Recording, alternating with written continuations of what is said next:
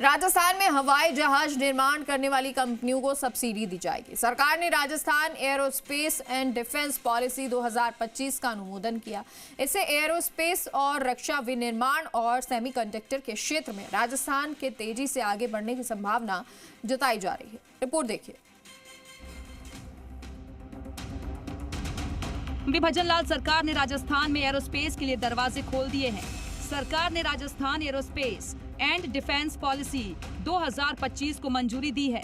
मंत्री राज्यवर्धन सिंह राठौड़ ने कैबिनेट के इस बड़े फैसले की जानकारी दी।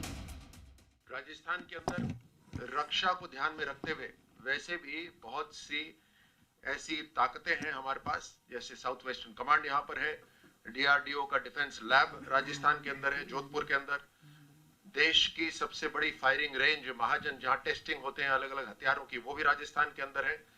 लैंड भी है, लॉजिस्टिक्स भी है, कनेक्टिविटी भी है और युवा भी है। अब उसको ध्यान में रखते हुए ये पॉलिसी लागू की गई है। इस पॉलिसी से एरोस्पेस के क्षेत्र में राजस्थान के लंबी छलांग लगाने की उम्मीद की जा रही है।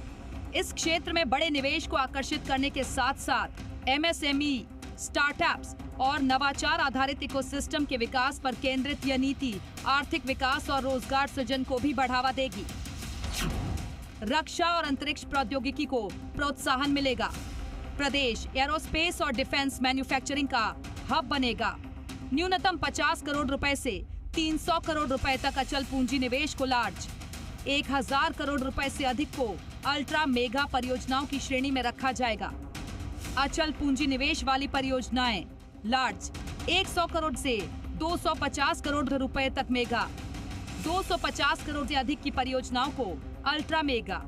नीति के तहत इन A&D पार्कों में लगने वाले पात्र एरोस्पेस एवं डिफेंस मैन्युफैक्चरिंग सेवा उद्यमों को एसेट क्रिएशन इंसेंटिव के रूप में 7 वर्षों तक राज्य कर के 75% पुनर्भरण के निवेश अनुदान, विनिर्माण उद्यमों के लिए 20 से 28%, सर्विस सेक्टर के 14 से 20% तक 10 वर्षों में वितरित पूंजीगत अनुदान की सुविधा, प्रोत्साहनों पर टॉपअप के रूप में 10 से 15% एम्प्लॉयमेंट बूस्टर, रीको से भूमि लेने वाले मेगा, अल्ट्रा मेगा विनिर्माण उद्यमों को 10 वर्षों तक फ्लेक्सिबल लैंड पेमेंट।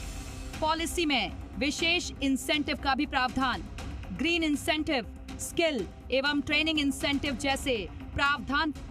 उम्मीद है कि Rajasthan aerospace and defence policy 2025 से गुणवत्तापूर्ण रोजगार के नए अवसर सृजित होंगे।